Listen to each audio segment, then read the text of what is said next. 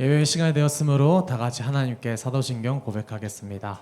나는 전능하신 아버지 하나님 천지의 창조주를 믿습니다. 나는 그 유일하신 아들 우리 주 예수 그리스도를 믿습니다. 그는 성령으로 잉태되어 동정녀 마리아에게서 나시고 빌라도의 고통을 받아 십자가에 못 박혀 죽으시고 사든지 사흘 만에 십자가 가운데서 살아나셨으며 하늘을 오르시어 전능하신 아버지 하나님 거기로부터 살아있는 자와 죽은 자를 하나오십니다. 성령으로 거룩한 후회와 성도의 의와 죄를 사하는 것과 몸의 은혜가 영생입니다. 할렐루야. 네.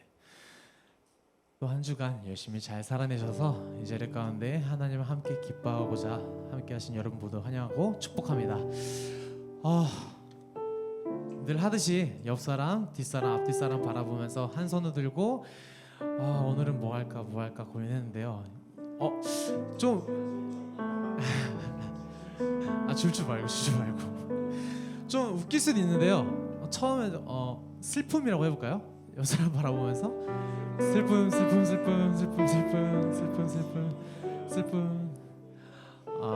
여러분들 다 반대로 질문드리겠습니다. 여러분들 하나님을 기뻐하십니까? 하나님을 예배하는 게 정말 기쁘십니까? 제가 이번 본문을 묵상하고 이제 개인적으로 묵상을 해나가면서 좀 들었던 마음 가운데 하나님이 왜 항상 우리한테 고난을 주실까? 그리고 왜 항상 그 힘듦을 주실까? 그리고 또 신기한 게 보면요, 이야기의 끝에는 결국 소망을 찬양하고 하나님의 기뻐하는 모습들을 많이 보이게 되잖아요. 많은 이야기들이 왜 그럴까라는 생각을 좀 했습니다. 그 질문을 갖고 여러분들도 같이 영접성이나 찬양 드릴 때 왜 그러실까? 왜 그러실까? 이 질문만 갖고 주 앞에 한번 나아갔으면 좋겠습니다. 다 같이 주 앞에 찬양을 나갑시다.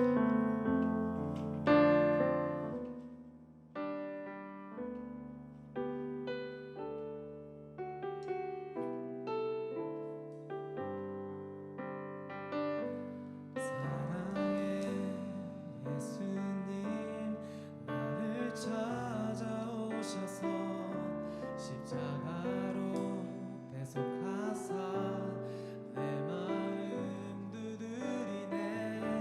오 사랑의 예수님, 지금 내 맘을 연민한 내 안에 거하셔서 나의 생명 되소서. 우리에게 사랑으로 다가오신 그 예수님의 십자가를 바라보며 예수님의 그 사랑을 다시 한번 찬양하며 나아가기 원합니다. 다 같이 고백합시다.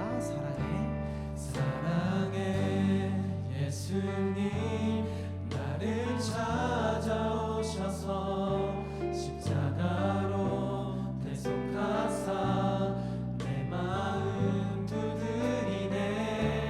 오 사랑의 예수님, 지금 내 맘을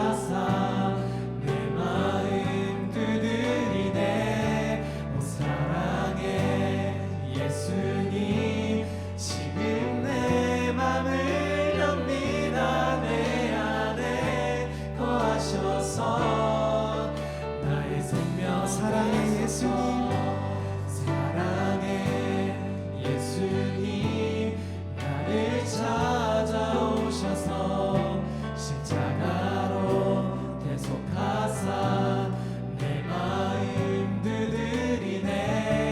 오 사랑의 예수님 지금 내 맘을 엽니다. 내 안에 거하셔서 나의 인생. 마지막 한 번 더 고백할까요? 사랑의 예수님 나를 찾아오셔서 십자가로 대속하사 내 마음 두드리네.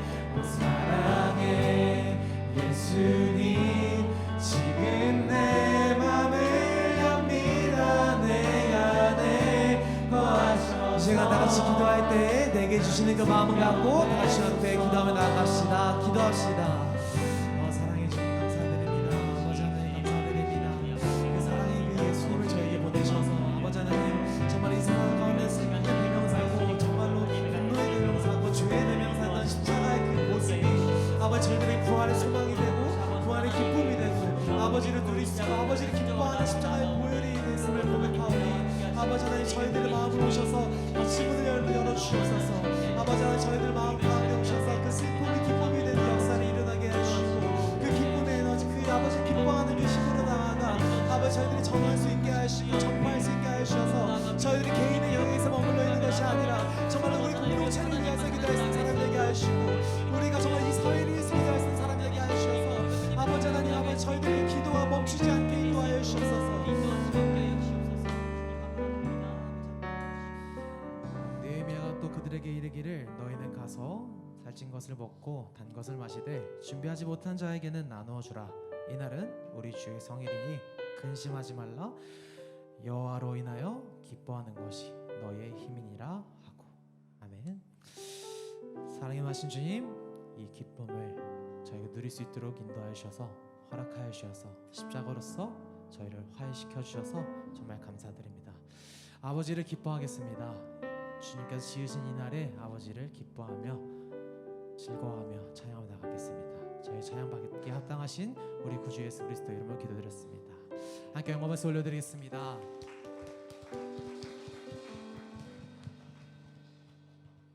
다 같이 기쁨으로 찬양합시다.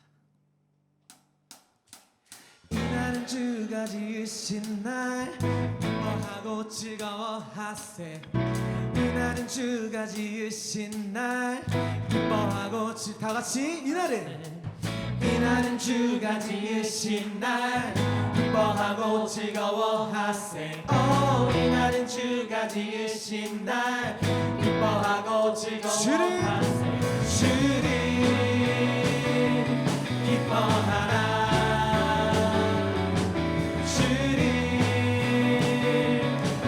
다시 한번 고백할까요? 이날은 주가 지으신 날. 이날은 주가 지으신 날 기뻐하고 즐거워하세. 이날은 주가 지으신 날 기뻐하고 즐거워하세. 주를 기뻐하라. 주를 기뻐하라. 주를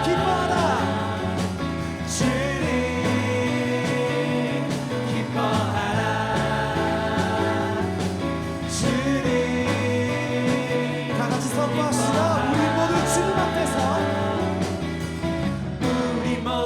주님 앞에서 기뻐하며 주를 찬양.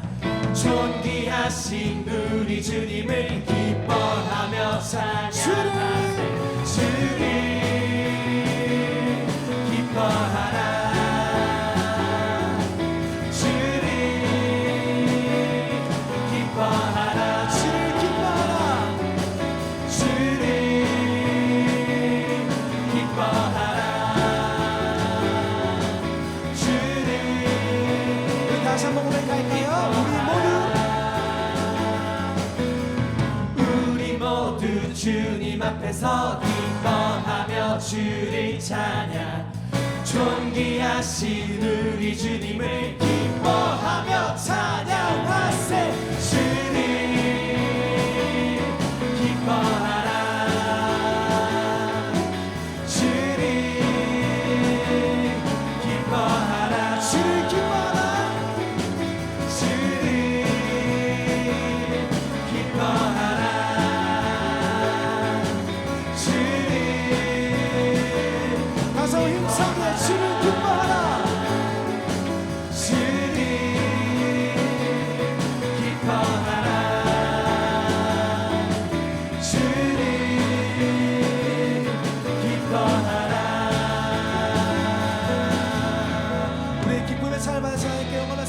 부릅시다. 할렐루야.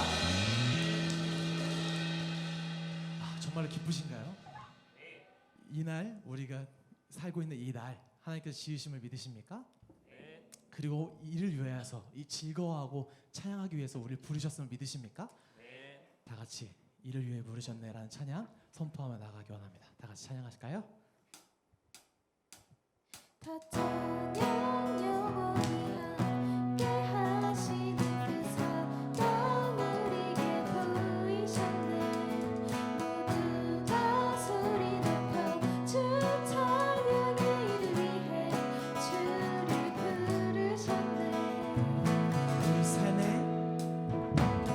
우리 삶에 비추신 그 아름다움이 흘러넘쳐 온 세상을 가득 채우기 여전히 우리 가운데 일하시는 이와 그의 사랑받은 자다. 다시 한번 고백합시다. 우리 삶에 비추신 그 아름다움이 흘러넘쳐 온 세상을 가득 채우기 여전히 우리 가운데 일하시는 이와 그의 사랑받은 자가 함께 찬양해.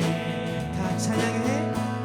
다 찬양 영원히 함께 하시는 그 사랑 우리에게 보이셨네. 모두 다 소리 높여 주 찬양의 이를 위해 주를 부르. 다 찬양해. 다 찬양 영원히 함께 하시는 그 사랑 우리에게 보이셨네. 모두 다 소리 높여 주 찬양의 이를 위해. 다시 한번 처음부터 고백하며 나가기 원합니다. 우리 삶에 비추신 그 아름다움이 우리 삶에 비추신 그 아름다움이 흘러넘쳐 온 세상을 가득 채우네. 아멘. 여전히 우리 가운데 일하시는 이와 그의 사랑받은 자다. 다시 한번 고백합시다. 우리 삶에 비추신 그 아름다움이 흘러넘쳐 온 세상을 가득 채우네. 여전히 우리 가운데 일하시는 이와 그의 사랑받은 자와 함께 찬양해. 다 찬양해. 다 찬양 영원히 함께 하시는 그 사랑 우리에게 보이셨네. 모두 다 소리 높여 주 찬양의 이를 위해 주를 부르네. 다 찬양해. 다 찬양 영원히 함께 하시는 그 사랑 우리에게 보이셨네. 모두 다 소리 높여 주 찬양의 이를 위해 주를 부르셨네. 다같이 소리쳐 주의 주 찬양해.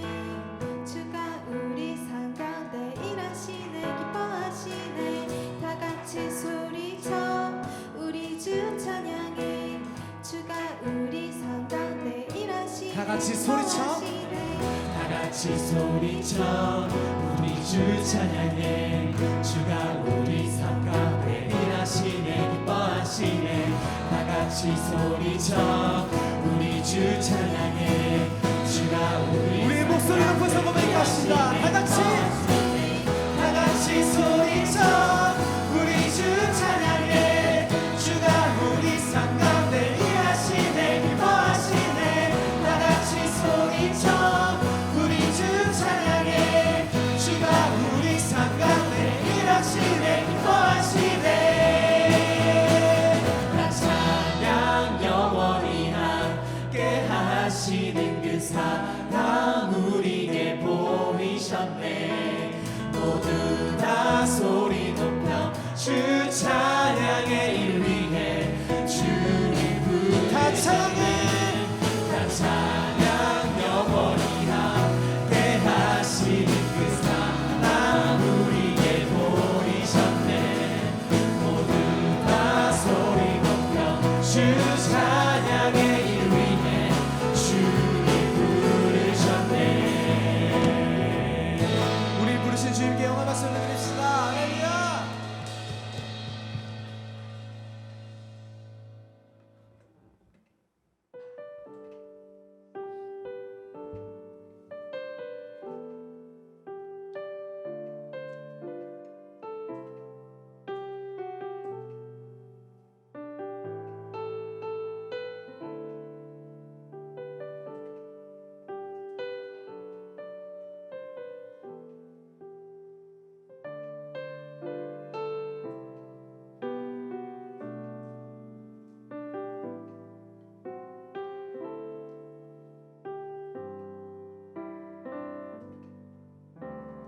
아버지 사랑 내가 노래해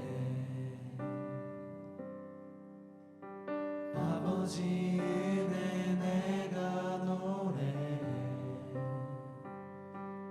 그 사랑 변함없으신 거짓없으신 성실하신 그 사랑 상한 갈대 꺾지 않으시는 꺼져가는 등불 끄지 않는 그 사랑 변함없으신 거짓없으신 성실하신 그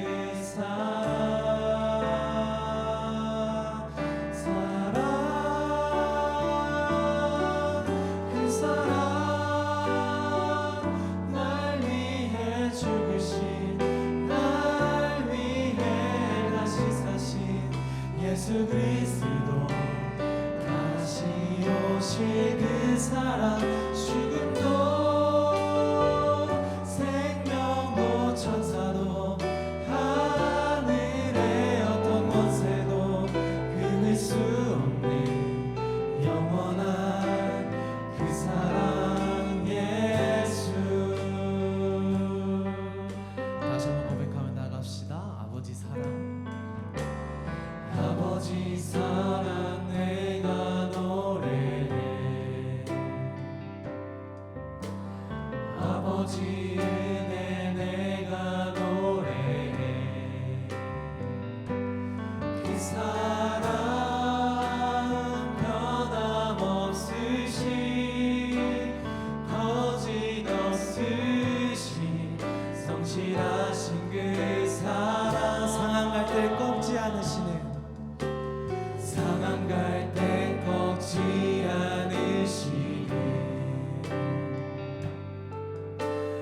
꺼져가는 등불 끄지 않는 그 사랑 변함없으신 거짓없으신 성실하신 그 사랑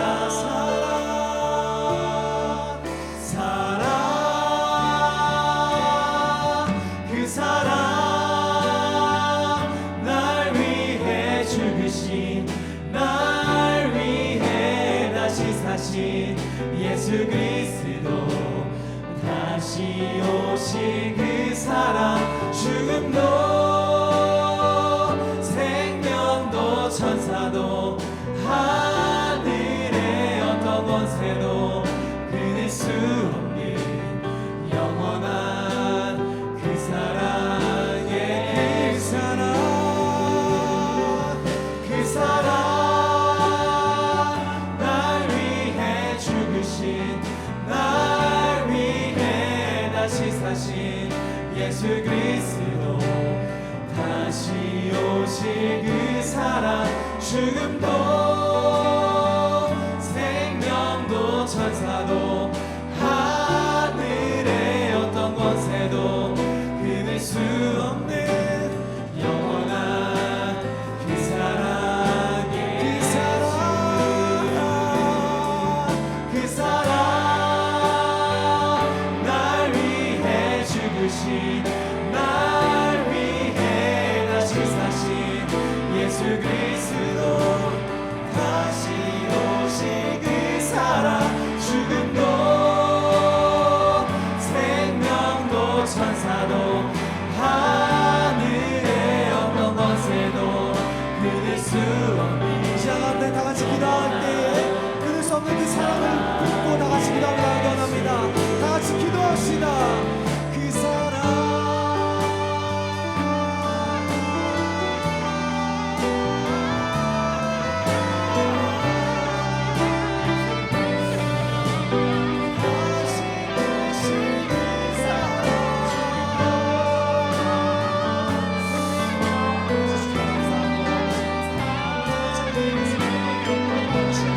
예수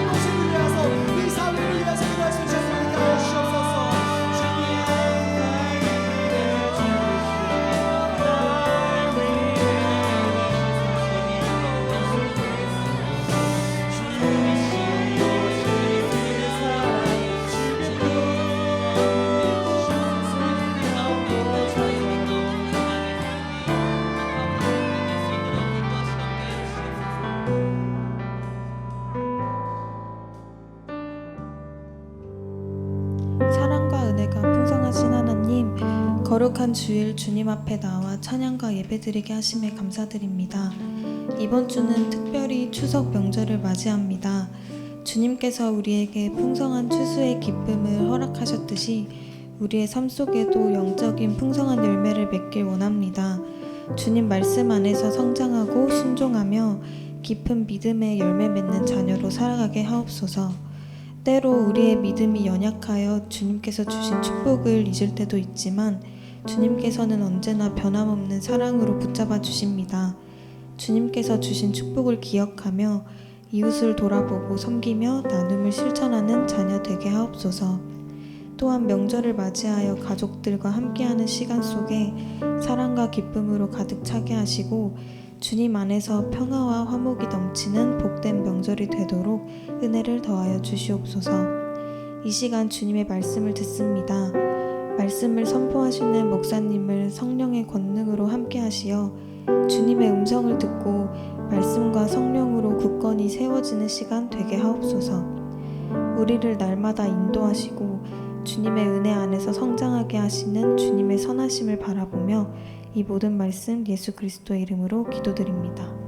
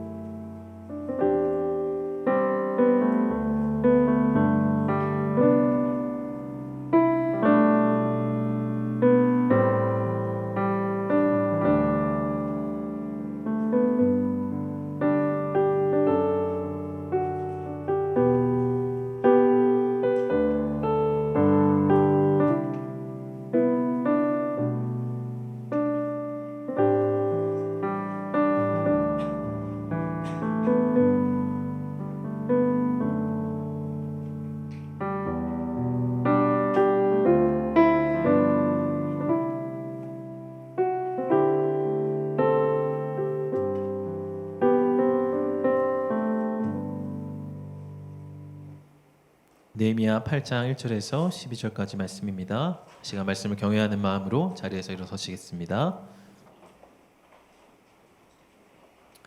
말씀을 저와 한 절씩 교독합니다. 이스라엘 자손이 자기들의 성읍에 거주하였더니 일곱째 달에 이르러 모든 백성이 일제히 수문 앞 광장에 모여 악사 이스라에게 여호와께서 이스라엘에게 명령하신 모세의 율법책을 가져오기를 청하매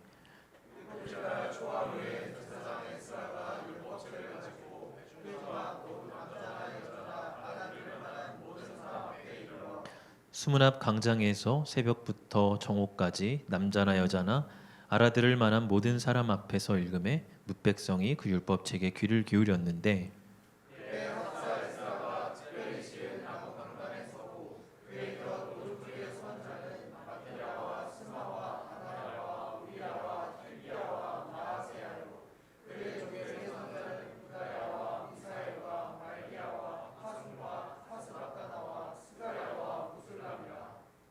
에스라가 모든 백성 위에 서서 그들 목전에 책을 펴니 책을 펼 때에 모든 백성이 일어서니라.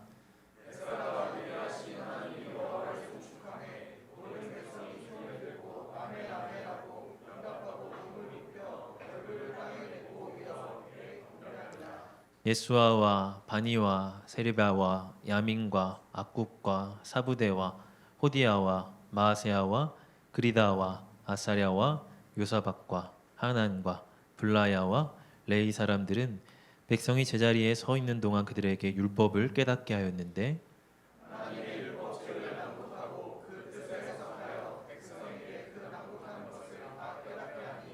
백성이 율법의 말씀을 듣고 다 우는지라. 총독 느헤미야와 제사장 겸 학사 에스라와 백성을 가르치는 레위 사람들이 모든 백성에게 이르기를 오늘은 너희 하나님 여호와의 성일이니 슬퍼하지 말며 울지 말라 하고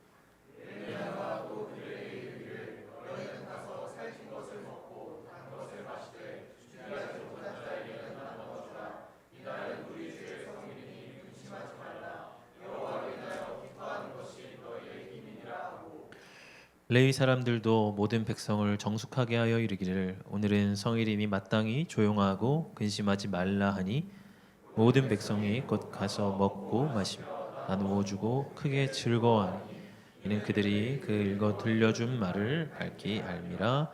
아멘. 이것은 하나님의 말씀입니다. 자리에 앉으시겠습니다. 느헤미야를 통해서 예루살렘의 성벽 재건이 52일 만에 이루어졌습니다.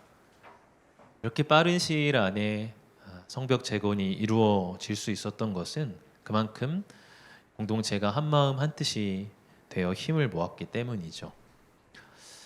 이제 성벽을 재건하고 이스라엘 공동체에게 중요한 것은 그들의 내면을 세워가는 일입니다.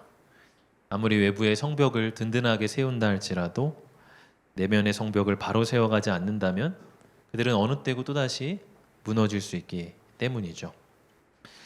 성벽 재건이 엘루럴 25일에 완공이 되고 일곱째 달 초하루에 이스라엘은 대대적으로 말씀 집회를 갖게 됩니다. 엘루럴이 유대력으로 6번째 되는 날이기 때문에 일곱째 달 초하루에 모였다는 것은 성벽이 완공되고 불과 일주일이 채 안 된 시점에 말씀 집회를 열었다는 것입니다. 그만큼 이제 우리 공동체를 말씀 위에 세워가야 한다 하는 것에 온 공동체가 공감을 이루고 또 그 일에 마음을 모았던 것이죠. 특별히 우리 교회도 새롭게 예배당을 짓고 지난 주일에 입당 예배를 드렸습니다. 이렇게 외적인 건물을 세우고 난 우리에게 가장 필요한 것은 내면의 교회를 든든하게 세워가는 일이라고 생각을 합니다. 성벽을 재건한다는 것은 공동체가 그동안 힘을 많이 쓰고 또 재정도 많이 들어가고 또 여러 가지로 어수선하거나 분주한 마음이 들 수 있는 때입니다. 우리도 어쩌면 그러한 상황 가운데 있을 수 있습니다. 여러모로 많은 힘을 쏟았고 또 마음이 분주하기도 하고 또 새롭게 지어진 예배당에서 설레는 마음들도 있을 것입니다. 그러한 상황 속에서 다시 말씀으로 우리의 중심을 다잡고 또 그 말씀 앞에 우리가 새롭게 헌신하는 일이 필요할 것입니다. 그런 일에 우리 공동체 구성원 모두가 공감하고 마음을 모아서 말씀의 공동체가 되는 일에 힘써야 하겠죠. 오늘 첫 번째 주제는 말씀에 대한 태도가 중요하다 하는 것입니다. 오늘 1절을 보면요. 그들이 학사 에스라에게 여호와께서 이스라엘에게 명령하신 모세의 율법책을 가져오기를 청하매. 백성들은 에스라에게 말씀을 가져오기를 청하였습니다. 그러니까 위에서부터 에스라나 느헤미야가 우리가 이제 말씀 읽어야 됩니다. 말씀으로 돌아가야 됩니다. 그들이 강권하여서 백성이 따라간 것이 아니라 백성들 아래로부터 우리에게 말씀이 필요합니다. 우리에게 말씀을 주십시오. 하나님의 뜻을 좀 우리에게 들려주십시오. 그렇게 먼저 부탁한 거죠.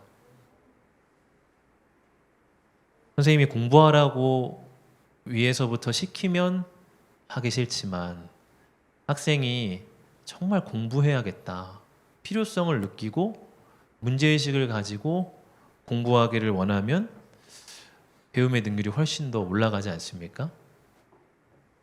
그런 것처럼 이스라엘 백성들 안에 그들 안에 먼저 하나님의 말씀에 대한 사모함과 목마름이 있었다고 하는 것이요.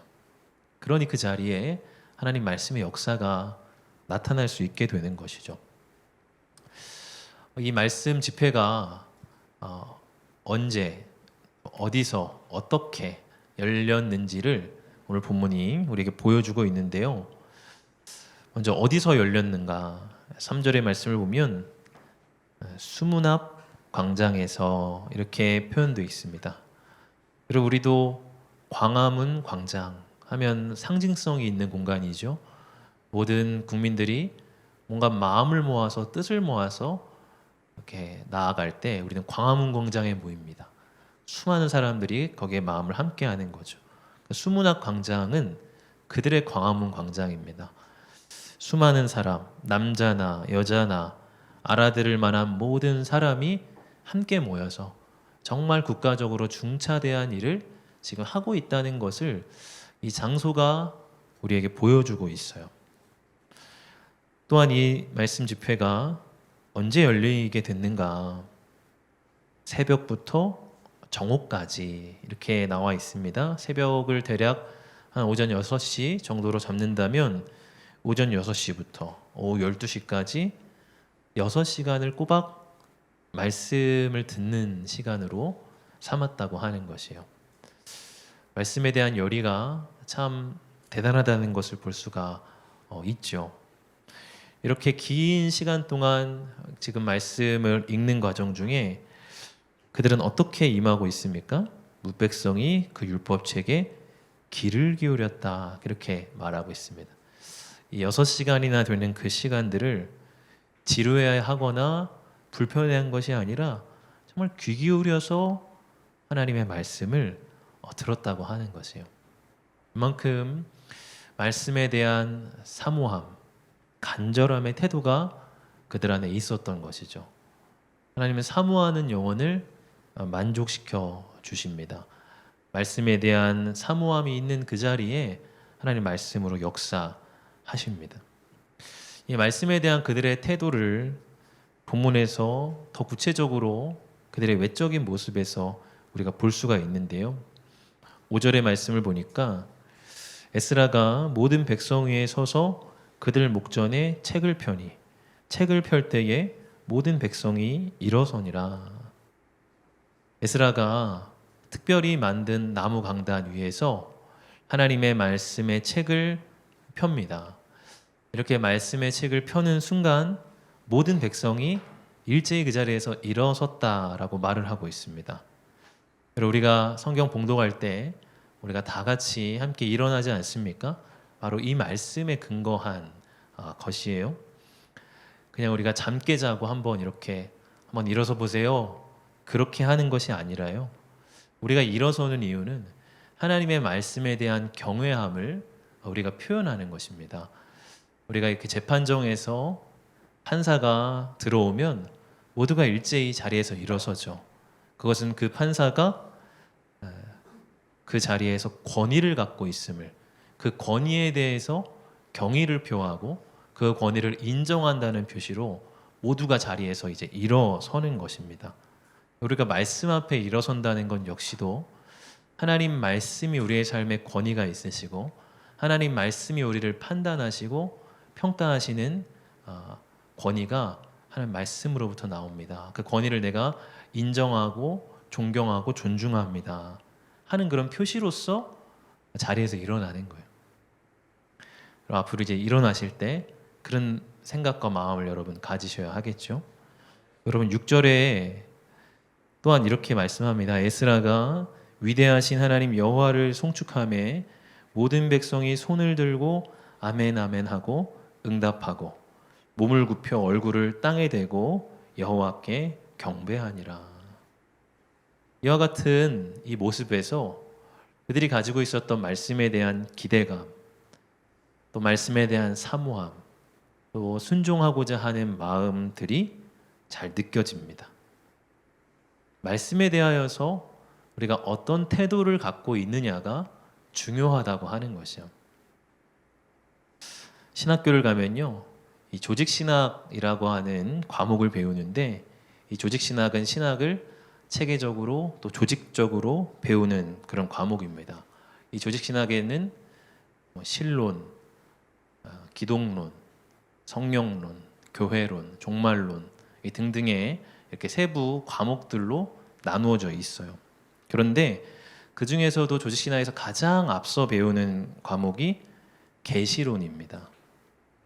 계시론 중에서도 가장 첫 부분의 주제가 성서의 권위라고 하는 주제예요. 여러분 중요한 주제들이 많이 있을 텐데 왜 성서의 권위라고 하는 주제를 가장 먼저 다룰까요? 이후에 나오는 모든 주제들이 성서의 권위 위에서 세워지기 때문이에요. 성소의 권위가 인정되지 않은 상태에서 아무리 인간에 대해, 종말에 대해, 예수 그리스도에 대해 이야기해봐도 그것은 늘 애매모호하고 결론이 나지 않는 그런 기반 위에 세워지게 되는 것입니다. 그러하기에 성소의 권위가 분명히 인정된 상태에서 그 기반 위에서 모든 신학과 삶을 다루어 나가게 되는 것이죠. 여러분, 신학뿐만이 아니라 우리의 신앙생활도 그러합니다. 성소의 권위는 우리 신앙생활에서 가장 토대가 되는 것입니다. 66권 하나님의 말씀이 시대를 뛰어넘는 보편타당한 진리의 말씀이고 나를 향해서 정확무호한 하나님의 뜻이 담긴 책이라는 걸 인정할 때 우리 신앙은 바로 설 수가 있는 거예요. 여러분, 내 신앙이 늘 애매하고 불확실한 기반 위에 서 있는 것처럼 느껴진다면 내 안에 성소의 권위가 확실히 인정되지 않았기 때문일 수 있습니다. 여러분, 예배 때 설교를 듣기 전에 늘 말씀의 권위를 내 안에 인정하는 습관을 가지십시오. 하나님의 말씀이 내 삶의 궁극적 권위이고 하나님의 말씀이 내 삶의 최종적인 결론이고 하나님의 말씀이 흔들리지 않는 내 삶의 유일한 진리이다라고 하는 이 성소의 권위를 여러분 늘 인정하고 고백하십시오. 성경을 봉독할 때 자리에서 일어나면서 여러분 그냥 일어나지 마시고 성소의 권위를 인정하는 마음으로 여러분 일어나 보십시오. 그럴 때 우리 가운데 말씀의 역사가 있는 것이죠. 데살로니가전서 2장을 보면요, 이 데살로니가 교인들이 어떻게 성소의 권위를 인정하고 있는가를 보여주고 있어요. 데살로니가전서 2장 13절의 말씀에 이러한 말씀이 있습니다. 제가 읽어보면, 이러므로 우리가 하나님께 끊임없이 감사함은 너희가 우리에게 들은 바 하나님의 말씀을 받을 때에 사람의 말로 받지 아니하고 하나님의 말씀으로 받음이니 진실로 그러하도다. 이 말씀이 또한 너희 믿는 자 가운데서 역사하느니라. 그들은 하나님의 말씀을 설교를 들을 때 특히 사람의 말로 받지 않고 하나님의 말씀으로 받았다라고 말하고 있어요. 성소의 권위를 그들은 인정하였다는 것이죠. 이 하나님의 기록된 말씀이 단순히 인간들이 기록한 인간들의 어떠한 사상에서 나온 말에 불과한 것이 아니라 하나님의 영감으로 기록된 신적인 영감이 작성한 그러한 하나님의 말씀임을 인정하며 그 말씀을 받았다고 하는 것이요. 그럴 때 이 말씀이 또한 너희 믿는 자 가운데에서 역사하느니라고 말씀하고 있습니다. 그렇게 성소의 권위를 인정하고 받을 때 말씀이 너희 가운데에서 역사하였다고 말하고 있어요. 여러분, 우리가 이 성경을 오늘 나에게 주시는 하나님의 말씀으로 인정하고 또 유일한 내 삶의 진리가 됨을 소중히 받을 그때에 그 말씀이 우리 가운데 역사하게 된다고 하는 것이죠. 두 번째로 우리는 말씀을 듣지만 말고 깨달아야 한다는 것입니다. 그럼 에스라가 말씀을 읽을 때에 오늘 7절에서 8절을 보면 예수아와 바니와 세르베아와 야민과 악굽과 사부대와 호디아와 마아세야와 그리다와 아사랴와 요사박과 하난과 블라야와 레위 사람들은 백성이 제자리에 서 있는 동안 그들에게 율법을 깨닫게 하였는데 하나님의 율법책을 낭독하고 그 뜻을 해석하여 백성에게 그 낭독하는 것을 다 깨닫게 하니. 예수아와 바니와 세레바와 등등의 13명의 리더들이 레위 사람들과 함께 백성들 사이사이로 들어갑니다. 그리고 그 말씀을 깨닫게 해주는 그런 사역들을 합니다. 지금 이 백성들은 대부분 바벨론에서 태어난 포로 2세들이에요. 그래서 히브리어로 기록된 당시의 말씀을 읽어줘도 그들은 무슨 말인지를 알아듣기가 힘들었겠죠. 그렇기에 지금 레위 사람들이 백성들 안으로 들어가서 에스라가 선포하고 읽어주는 그 말씀의 뜻이 무엇인가를 설명하고 또 백성들에게 깨닫게 해준 것입니다. 여러분, 그렇게 깨닫게 되자 백성들이 어떻게 반응을 합니까? 구절을 보면 백성이 율법의 말씀을 듣고 다 우는지라 하고 있어요. 말씀을 깨닫게 되니 감동이 생기고 또 회개의 눈물이 터져 나오게 된 것이죠. 그런 말씀을 듣는 것과 깨닫는 것은 다릅니다. 물론 먼저 말씀을 듣는 것이 중요하죠. 믿음이 들음에서 나고 들음이 그리스도의 말씀으로 말미암았다. 로마서 10장에서 이렇게 말씀하고 있죠. 그러나 그냥 듣는 것을 넘어서서 깨닫는 일이 필요합니다. 깨닫는 것은 그 말씀이 나의 삶과 연결되는 것입니다. 이전까지는 나의 삶과 무관한 말씀이었는데 어느 순간 그 말씀이 내 삶과 연결되고 적용되는 것입니다. 그럴 때 말씀이 깨달아져서 눈물도 나고 또 마음에 소망도 생기는 것이죠.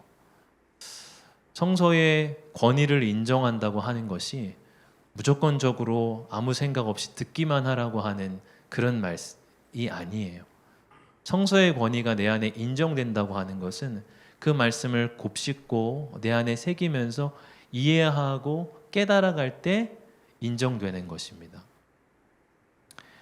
그리고 이렇게 말씀을 깨닫기 위해서 누군가의 도움이 필요할 수도 있는 것이죠. 우리가 사도행전 8장을 보면 빌립이 에디오피아 내시를 만나는 이야기가 나옵니다. 이 에디오피아 내시는 지금 예루살렘 성전에서 예배를 드리고 수레를 타고 본국으로 돌아가는 중이에요. 근데 이 내시는 말씀에 대한 갈망이 있었던 사람인 것 같습니다. 그 흔들리는 수레에서도 성경책을 붙들고서 읽고 있는 거예요. 빌립이 이 에디오피아 내시를 보고 그에게 다가갑니다. 그리고 그에게 질문합니다. 지금 읽는 것을 깨달으십니까? 그렇게 묻자 그 에디오피아 내시가 뭐라고 답을 합니까? 사도행전 8장 31절을 보면 대답하되 지도해 주는 사람이 없으니 어찌 깨달을 수 있느냐 하고 빌립을 청하여 수레에 올라 같이 앉으라 하니라. 빌립이 수레에 올라서 그에게 말씀을 설명해 주게 되죠.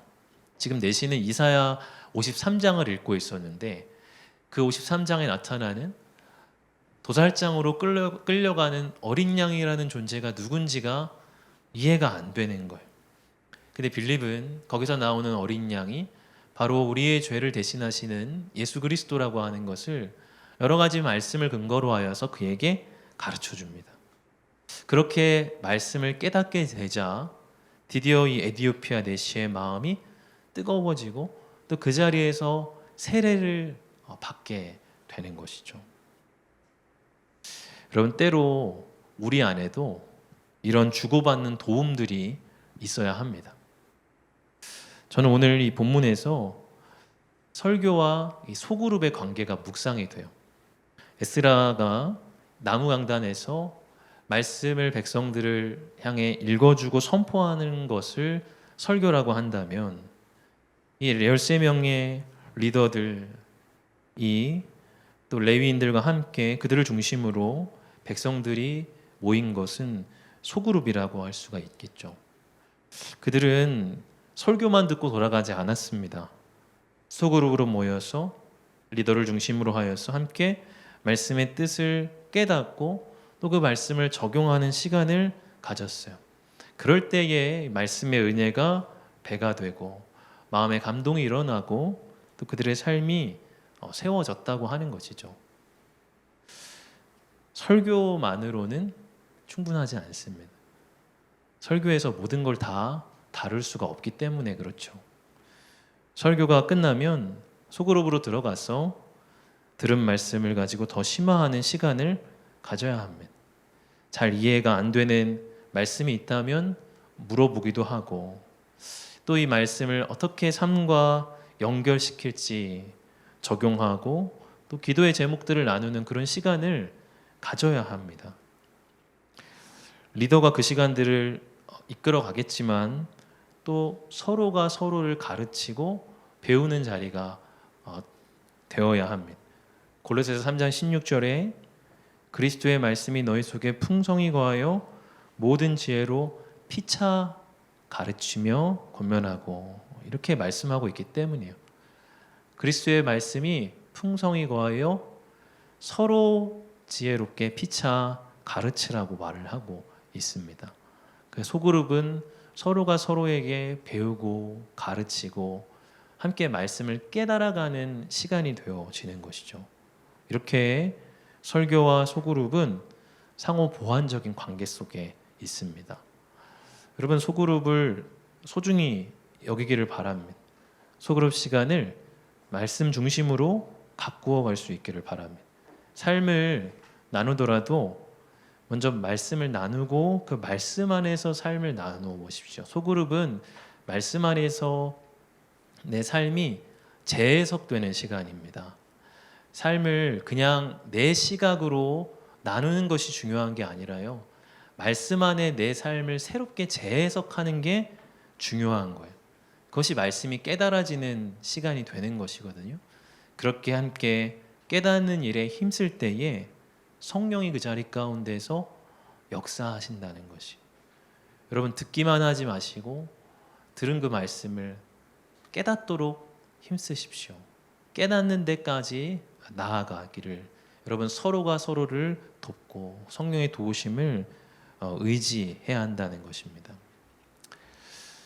세 번째는 무엇이냐면 회개에서 소망으로 나아가야 한다는 거예요.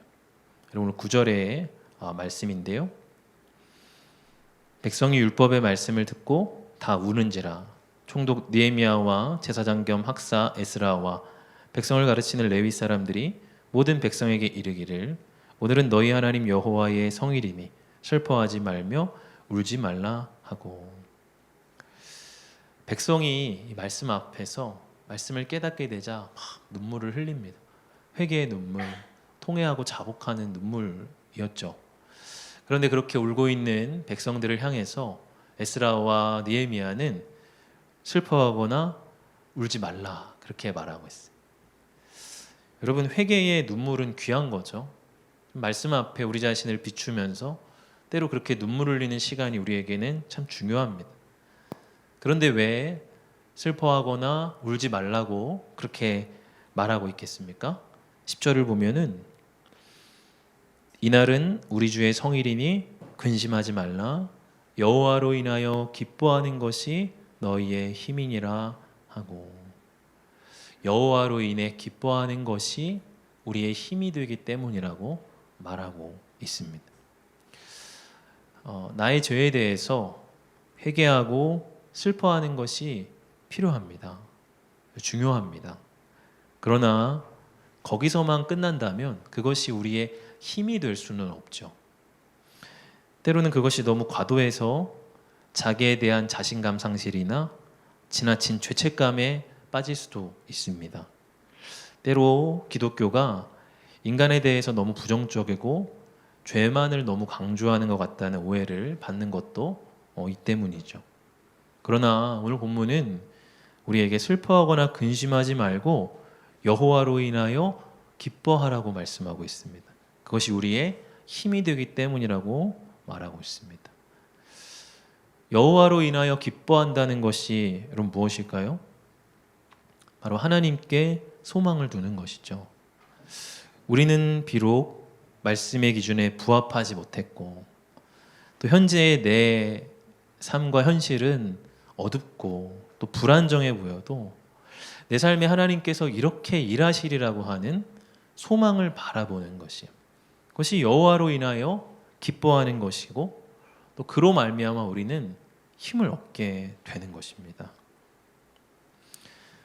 십자가의 영성은 부활의 영성으로 나아가야 합니다.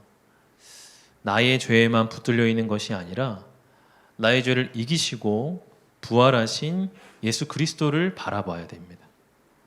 여러분, 예수님은 나와 우리의 죄를 위하여 죽으셨지만 또한 나와 우리에게 새 삶을 주시기 위해서 부활하셨습니다. 내 죄를 십자가 앞에 고백하고 내려놓았다면 또한 예수님께서 내 삶에 새 일을 행하시고 새 생명을 주실 것을 믿고 바라봐야 하는 거예요. 누가복음 24장을 보면요, 예수님의 십자가 사건 이후로 엠마오라고 하는 곳으로 돌아가는 두 제자의 이야기가 나옵니다. 말씀은 그들이 슬픈 기색을 띠고 돌아가고 있었다, 그렇게 기록하고 있어요. 예수님이 죽으시고 예수님에 대한 모든 기대가 무너진 거에 대해서 너무 낙심한 거죠. 부활하신 예수님이 그들 앞에 나타나지만 그들은 예수님을 눈치채지 못합니다. 예수님은 그들과 길동무가 되어주십니다. 그리고 날이 저물게 되고 한 마을에 들어가서 한 집에 예수님과 함께 그들은 숙박을 하게 되죠. 거기서 예수님께서 그들과 함께 음식을 잡수실 때, 그들에게 떡을 떼어 축사하시고 나누어 주실 때 그들의 눈이 밝아지게 됩니다. 그리고 그분이 예수님인 것을 알아보게 됩니다. 그 즉시 예수님은 그 자리에서 보이지 않게 되죠. 이 엠마오로 가던 두 제자가 부활하신 예수님을 경험하고 서로 무슨 말을 나누게 됩니까? 누가복음 24장 32절을 보면요, 우리 같이 한번 읽어봅시다. 그들이 서로 말하되 길에서 우리에게 말씀하시고 우리에게 성경을 풀어주실 때에 우리 속에서 마음이 뜨겁지 아니하더냐 하고, 예수님이 말씀을 풀어주실 때에 그들의 마음이 뜨거워졌다라고 말하고 있어요. 그럼 마음이 뜨거워졌다는 것은 그들의 마음에 다시금 소망이 생겼다는 것입니다. 십자가 사건에서만 멈춰 있을 때에는 그들은 슬픈 기색을 띠었어요. 그러나 부활하신 예수님을 만나고 나니 그들의 마음이 뜨거워지고 다시 소망이 생겼습니다. 예수님 여전히 살아계시고 그들의 삶을 인도할 것이라고 하는 소망을 그들이 붙들었기 때문이죠.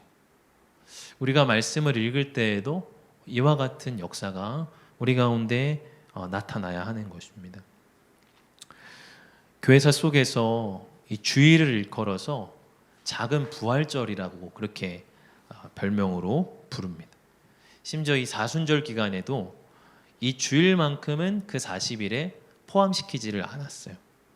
주일을 뺀 나머지 40일을 이제 세어서 사순절로 지켰습니다. 주일만큼은 이기시고 승리하신 부활의 예수님을 바라봐야 하기 때문에 그렇죠. 여러분, 우리가 이 주일에 우리는 부활의 예수님을 바라봐야 하는 것입니다. 우리의 죄를 이기시고 사망 권세를 이기시고 승리하신 그 예수님을 바라보고 그분으로 인하여 기뻐해야 합니다. 여러분, 내 안에 기쁨이 없다고 한다면 다른 것으로 인하여 기뻐하려 하기 때문일 수 있어요. 토익 점수 900점 넘은 것으로 인하여 기뻐하고, 이제 월화수 연휴인 것으로 인하여 기뻐하고, 오늘 내가 좀 컨디션이 조금 괜찮은데 내 오늘 컨디션으로 인하여 기뻐하고, 그렇게 하려 하기 때문일 수 있어요. 여러분, 그럴 때 우리 삶에 기쁨을 줄 수 있는 조건과 환경은 그다지 많지 않습니다. 우리는 부활의 예수님으로 인하여 기뻐해야 합니다. 예수님을 마음껏 높이고 그분을 찬양하고 그분으로 인해서 소망을 가져야 합니다. 그렇게 그분으로 인하여 기뻐할 때 우리에게는 어떤 조건에도 흔들리지 않는 하늘의 힘이 공급되게 되는 것이죠. 여러분, 하박국 3장 17에서 19절은 그래서 이렇게 하박국 선지자는 고백합니다. 오늘 이 말씀 우리 같이 한 목소리로 읽어보겠습니다. 비록 무화과 나무가 무성하지 못하며 포도나무에 열매가 없으며 감람나무에 소출이 없으며 밭에 먹을 것이 없으며 우리의 양이 없으며 외양간에 소가 없을지라도 나는 여호와로 말미암아 나의 구원의 하나님으로 말미암아 기뻐하리로다. 주 여호와는 나의 힘이시라. 나의 발을 사슴과 같게 하사 나를 나의 높은 곳으로 다니게 하시리로다. 이 노래는 지혜하는 사람을 위하여 내 수금에 맞춘 것이니라. 아멘. 우리의 삶의 여건 속에 이와 같은 것이 없고 또 기뻐할 수 있는 조건들이라고 생각하는 것이 없다 할지라도 우리가 여호와로 말미암아 부활의 예수님으로 말미암아 삼위일체 하나님으로 말미암아 기뻐할 수 있기를 원합니다. 우리 이 주일이 그러한 부활의 영성으로 충만한 주일 되어서 서로가 서로를 기쁨으로 지지해주고 세워주는 그러한 말씀의 공동체를 이루어갈 수 있기를 주님의 이름으로 축복합니다. 이 시간 함께 찬양합시다.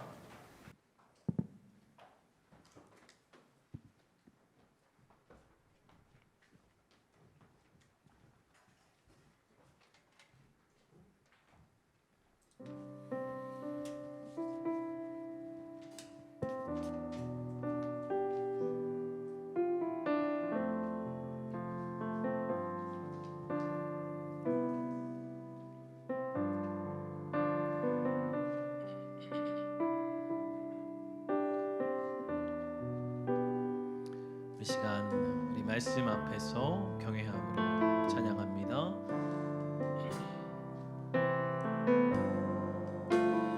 말씀 앞에서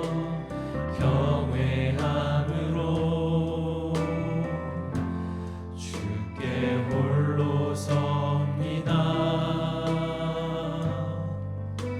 생명의 말씀 읽고 순종해 주를 예배합니다.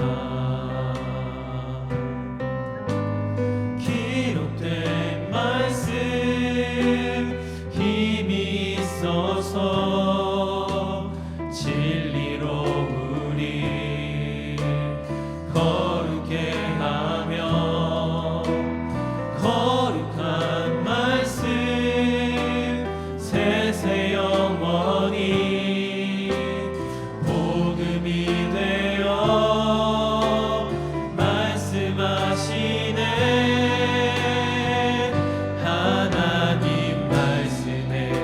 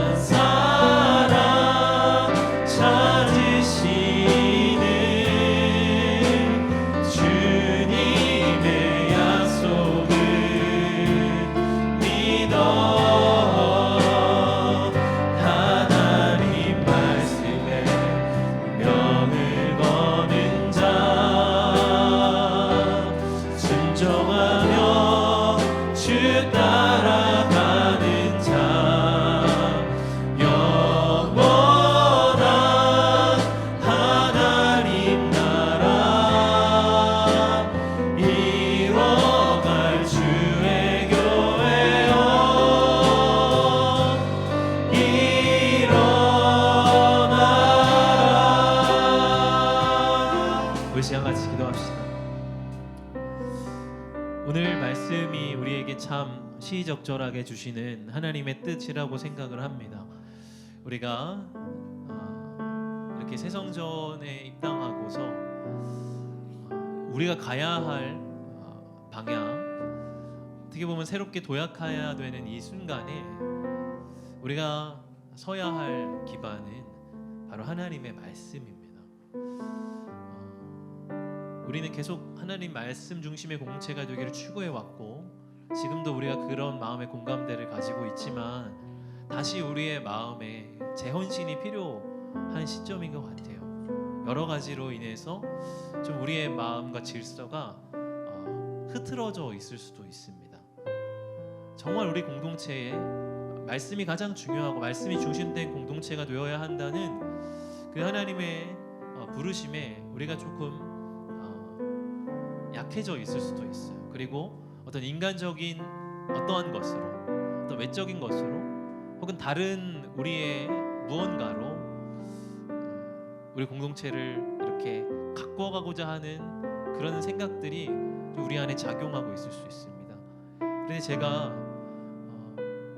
짧다면 짧은 이 목회 여정 속에서 계속 제 안에 확신하게 되는 것은 결국 하나님 말씀의 중심이 되어지고 그 말씀이 우리 가운데 역사하실 때 그 공동체에는 건강하고 살아있을 수 있다고 하는 거예요. 인간의 말이나 인간의 생각 위에 세워질 때 공동체는 잠시 잠깐은 되어지는 것 같이 보일지라도 반드시 다른 길로 가게 되어 있습니다.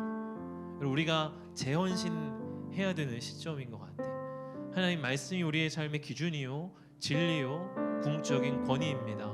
우리는 그 말씀의 생명을 누리기 위해서, 그 말씀이 주시는 힘과 소망을 공급받기 위해서 우리는 모여 있으며, 단순히 인간적인 친교를 확인하고 또 관계를 형성하고 그런 우정 가운데 우리의 외로움을 한번 채움받기 위한 것이 우리의 주된 가장 중요한 우선순위가 아니라 하나님의 말씀에 내 삶의 길을 발견하고 내 삶의 구원을 발견하고 영생을 발견하기 위함이 우리가 이 자리에 모여 있는 이유입니다. 하나님 말씀 가운데 우리에게 역사하여 주시고, 하나님 말씀 가운데 우리의 마음에 하나님의 뜻을 비추어 주시고, 하나님의 음성으로 우리에게 말씀하여 주셔서 이 성경의 66권에 기록된 말씀이 단순히 기록된 문자에 불과한 것이 아니라 살아계신 하나님의 음성으로 오늘날도 운동하고 살아계신 하나님의 말씀으로 우리에게 역사하여 주시옵소서. 우리 같이 이 시간 기도하도록 하겠습니다. 하나님 아버지, 하나님의 말씀이 우리 안에 역사하시고 하나님 말씀이 우리에게 소망을 주시고 말씀이 우리에게 하나님 기쁨과 하나님 다시금 살아갈 새 힘을 공급함을 우리 믿고 바라봅니다. 그 말씀이 역사할 때 그 말씀 안에 울고 웃을 수 있는 그러한 공동체로 하나님 우리를 세워가 주시옵소서. 말씀해 주시는 그 기쁨과 하나님 말씀해 주시는 그 소망으로 말미암아 우리가 다시 일어나고 다시 힘을 얻고 다시 우리가 살아가야 할 길과 소망을 발견할 수 있는 우리 공동체 되게 하여 주시옵소서. 함께 소그룹으로 모일 때나 함께 아버지 하나님 예배의 자리 공예배로 모일 때나 우리가 어느 자리에 사적으로 만나는 그 모든 모임 가운데 만남 가운데 하나님의 말씀이 중심이 되게 하여 주시고 하나님 그 말씀에 하나님 그 진리를 함께 하나님 나누고 토론하며 이야기하는 가운데 하나님 깨닫는 은혜가 있게 하여 주시고 회개의 눈물도 흘리게 하여 주시고 하나님 기쁨과 축제가 하나님 또한 있게 하여 주시옵소서. 하나님 그렇게 하나님과 말씀의 바탕과 기반 위에 우리를 세워갈 때에 아버지 하나님 우리가 하나님의 마음으로 인하여 빚어지고 세워져가는 주의 온치 되어지기를 원합니다. 우리가 그 일 앞에 함께 마음을 모으고 공감하며 하나님 한 마음 한 뜻 이루어갈 수 있기를 원합니다. 주여 일하여 주시옵소서. 주여 역사하여 주시옵소서. 오 주님 그렇게 하나님을 오시 함께 빚어가고 세워져 가시는 하나님의 아버지 하나님 주님 찬양합니다. 하나님 높여드립니다. 주여 주의 말씀을 걸어주여 주시옵소서. 아버지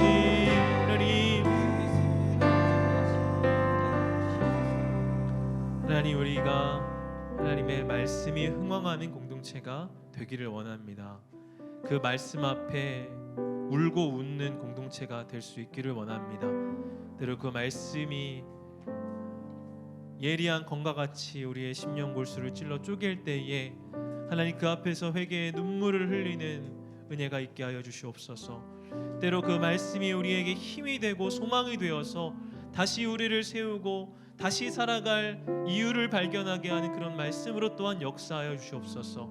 하나님 진리의 말씀 우리 가운데 능력 있게 역사하실 때 우리가 그 흔들리지 않는 기반 위에 함께 서갈 수 있기를 원합니다. 이 자리에 모인 공동체 구성원들 모두가 하나님의 말씀이 가장 우리의 중요한 우선순위임을 서로 동의하고 확인하고 그 가치에 함께 수긍하며 하나님 그 일을 위해 함께 헌신하고 힘을 모아갈 수 있기를 원합니다. 아버지 하나님, 함께 모두가 모이는 공예배에서 또한 소그룹으로 모이는 그 자리에서 우리가 또한 사적으로 만나는 어느 자리에서든지 인간의 사적인 것들이 역사하는 것이 아니라 하나님의 진리의 말씀이 우리를 세워가시는 은혜들을 경험하는 공동체가 되게 하여 주시옵소서. 하나님 앞에 예물 올려드립니다. 주정금으로 11조로 선교의 예물로 드립니다. 또 하나님 앞에 감사의 고백으로 드리는 우리 청년의 고백들이 있습니다. 좁은 길을 기뻐하게 하시고 그 길에 동행해 주심을 감사합니다. 첫 단추를 잘 꿰매어 시험 준비해 갈 수 있음에 감사합니다. 한 주도 연합을 묵상하게 하심에 감사드립니다. 이 땅에 가정과 교회의 연합을 이루어 가시는 하나님을 찬양합니다.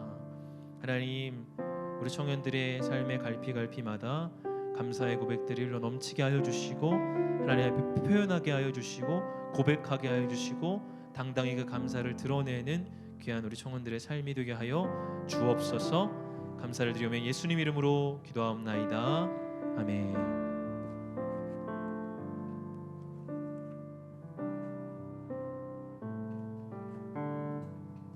네, 저희 청년부도 말씀 안에서 공동체를 이뤄나가는 청년부가 되기를 소망합니다. 네, 광고 진행하겠습니다. 첫 번째로 청년부 9월 캠페인은 6번째 열매 양선입니다. 저희 이번 한 달 동안 양선의 마음으로 한 달을 살아갈 수 있는 저희 청년부가 되기를 소망합니다. 다음으로 9월 생명의 삶 판매가 아직 진행 중입니다. 아직 생명의 삶이 없으신 분들이 계시다면 이제 박시은 청년에게 문의해 주시면 감사하겠습니다. 다음으로 9월 총모임 일자 변경되었습니다. 원래는 다다음 주에 진행 예정이었는데요. 다음 주로 변경되었으니까 이 부분 다들 참고해 주시면 감사하겠습니다. 다음으로 경건회는 매주 주일 오후 1시 저기 뒤편에서 진행되고 있고요. 이번 주 같은 경우 다음으로 넘겨주세요. 다음은 이번 주 돌아오는 주에 다니엘 중보기도 모임은 쉬어갑니다.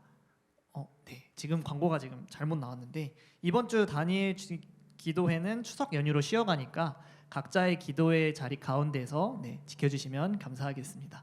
네, 축복 진행하겠습니다. 네, 우리 오늘 들으신 말씀 기억하시면서 서로 축복하도록 하겠습니다. 먼저 말씀에 대한 태도를 바로 잡읍시다. 그리고 말씀을 듣지만 말고 깨닫는 자리까지 나아가기를 원합니다. 또한 회개도 물론 중요하지만 회개에서 또 소망으로 하나님을 기뻐하고 즐거워하는 자리로까지 나아가기를 소망합니다. 우리 이러한 말씀 들으신 바를 기억하고 서로 축복할 때에 또 우리 추석 명절을 앞두고 있는데 또 각자 소중한 가족 및 친지분들과 즐겁고 풍성한 명절 누리기를 또 소망하고 바라면서 우리 서로 돌아보시면서 함께 축복하도록 하겠습니다. 하나, 둘, 셋, 넷. 사랑의 예수님, 우리의 발을 씻기시네. 우리도 겸손히 서로의 발을 씻기네. 너를 사랑해, 주가 우리 사랑하심같이 너를 사랑하기를 원하네. 예수님처럼 너를 사랑해, 너를 사랑해. 주가 우리 사랑하심같이 너를 사랑하기를 원하네. 예수님처럼.